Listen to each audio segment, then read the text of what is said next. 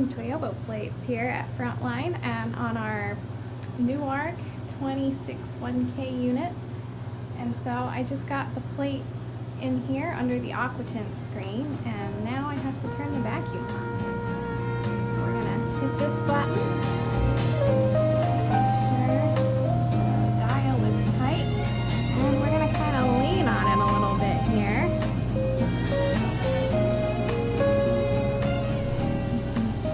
See it moving out?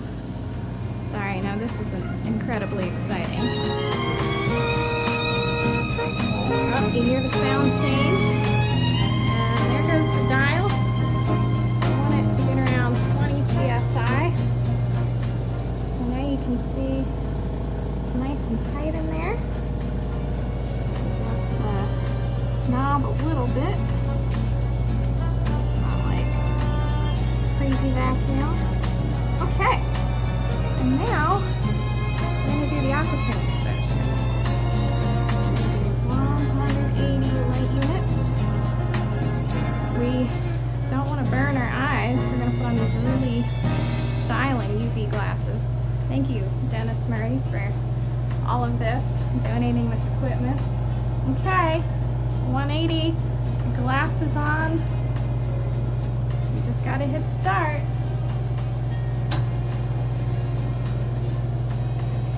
Okay.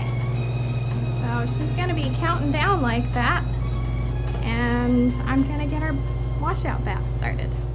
Okay, so now we have switched out the aquatint screen for the image transparency, and we've exposed this for 16 light units, much less time than the screen, and we're just going to take it out. Okay, so here is the plate with the transparency, and now we are going to wash this out. Follow me.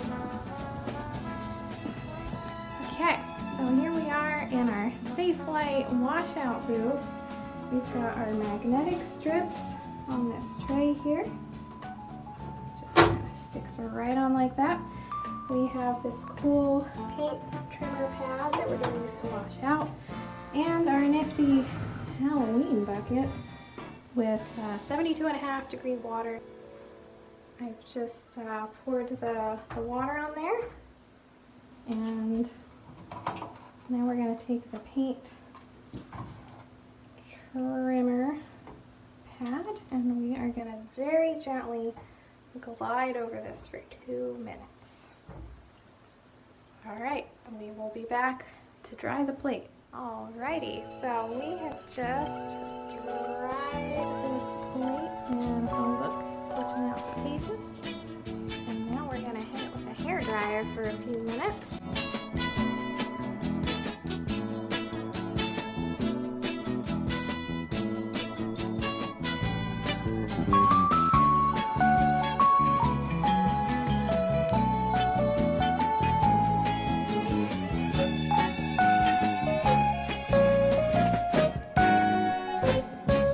Got it pretty dry, so it's not super tacky. We are going to take it upstairs to dry it some more. So while I make my way up to the main studio, I also wanted to give a shout out to Nancy Deesner, the photopolymer gravure guru at ZMAs, who taught me this 4 years ago. And Len Merlo, who really helped put the unit together that Dennis donated and helped me figure out the vacuum and the keypad. And Lindsay for helping out with the light curtain. Okay, so here is our toaster oven, donated by Rachel Pilace.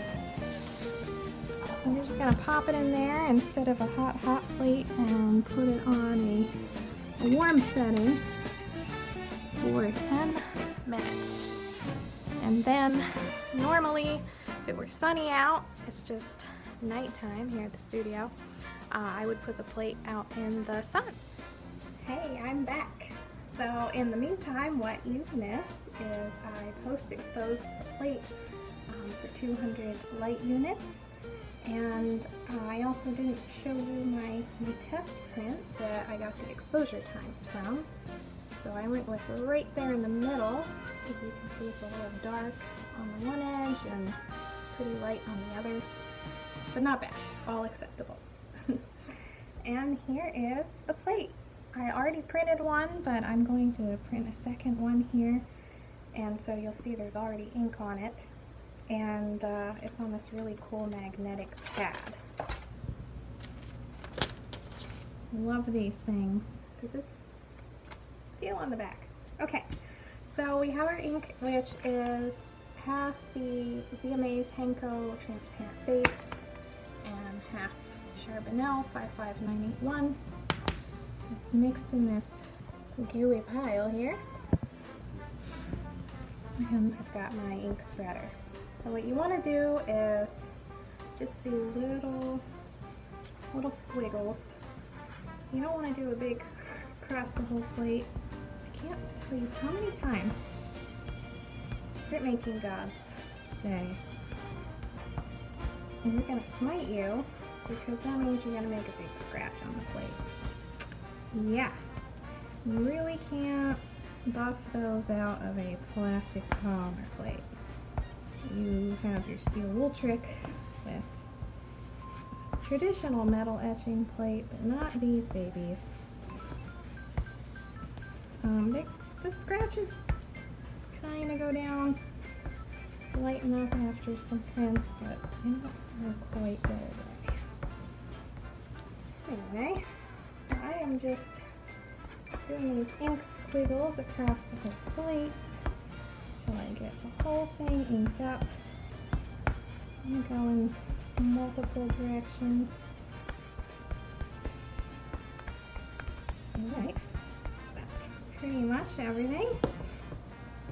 So now I also have scrap paper underneath so I don't make a mess everywhere. So now we're going to take the inky part of it. And this is the one that we really want to get that ink kind of in there at the same time as we're sort of twisting it off.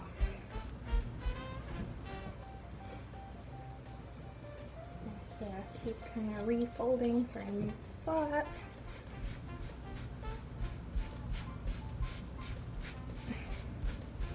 I use the same approach with traditional intaglio as I do with the photopolymer plates. I would not be this heavy-handed with like a Kua on a solar plate, as that wipes off much easier. But these Toyobo plates wipe pretty similar to a traditional etching plate, especially if you are using oil-based inks. Now, see what I almost did there? You do not want to drop these. These are so thin. Look how thin that is. These are the KM 43 plates, I believe. You will get a ding. You will get a dent if you drop them at all. And there's nothing to do about that. Now, I like to use a tarlatan that's a little cleaner than this. You know, us printmakers, we always have like that sweet spot with our tarlatans.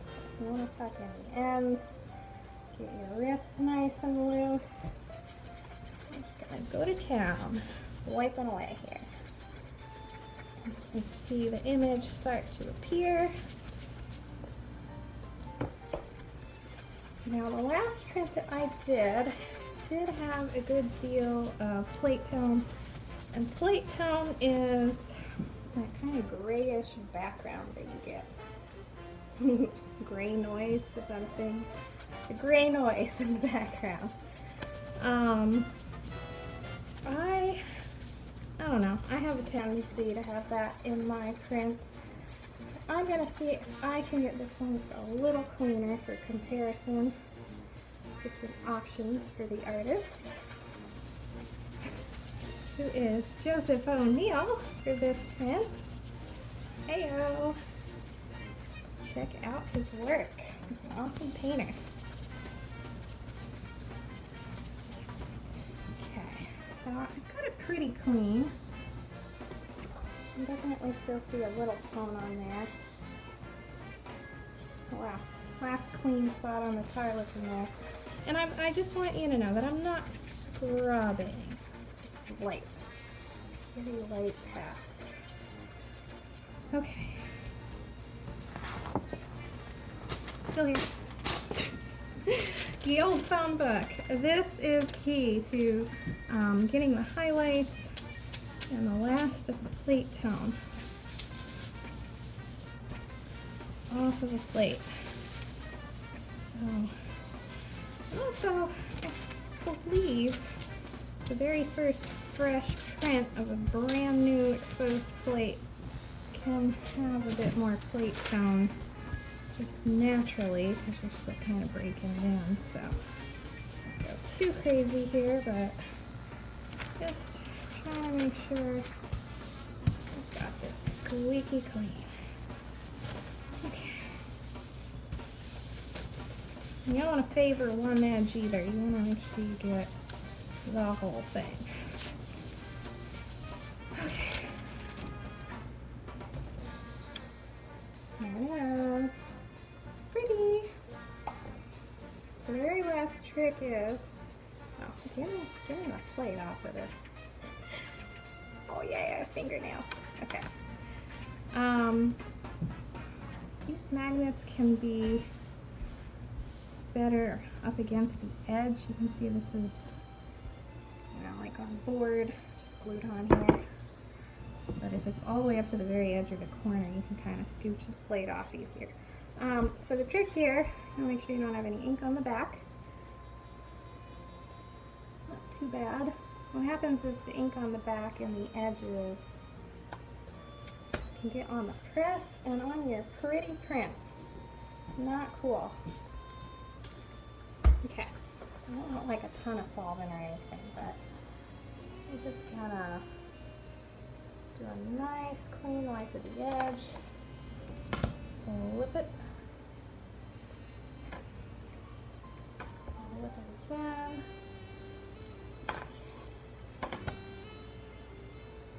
Alright, I think that was all 4 edges. I can count. Okay, so now we're going to put it on the press.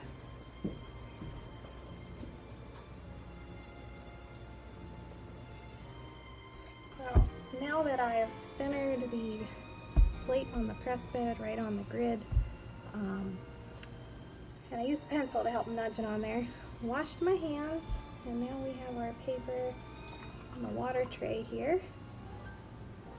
You want to let it drain until it stops dripping. Yeah, so I like to use towels for blotters. Get it nice and flat. You don't want to press a wrinkle in there. I'm just going to keep smoothing it out, get the excess water. And now we are at the press. We have a top and a bottom. I'll figure that out. This paper is a bit of an unusual size, so it takes me a minute. I gotta do some math here. So we want 5.5 and 4.25. Okay.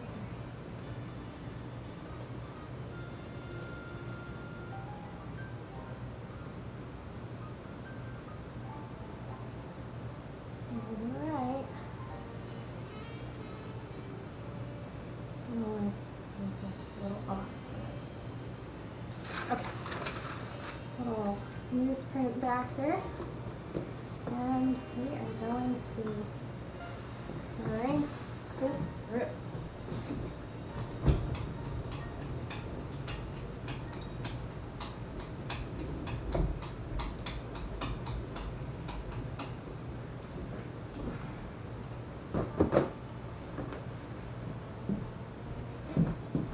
Grab you for the most exciting part here, the big reveal. Okay, are you ready? Ta-da! Here's our print. Pretty cool, huh? Yeah, I'm really excited about this process. I think it's really exciting to finally get our other exposure unit working here so we can expose these Toyobo plates now that Solar plates are hard to get. Might not be making them anymore. So the last thing that we're gonna do is put this print in our drying system. There's a board here with some weights, old litho stones. You can also see the previous print for comparison. I think they both look pretty cool. So we're just gonna cover these up. Put the blotters back down and let them dry. Ideally for a day or two. We're gonna take them home and put them under more weights. So yeah, the very last thing that you want to do is clean the ink off the plate, clean up your whole work area. I like cleaning these plates with mineral oil. If you're using solar plates or other plates, you can use a little dish soap, a little bit of water, but you always want to dry them with a hair dryer again and blot them just like when you expose them. Don't ever want to leave them wet. And make sure you always harden the plates so you can print them again and they last a long time. And with Toyobo plates, you can also just leave a little film of soy solve on instead and keep them in a Ziploc bag. All right, everyone. See you later.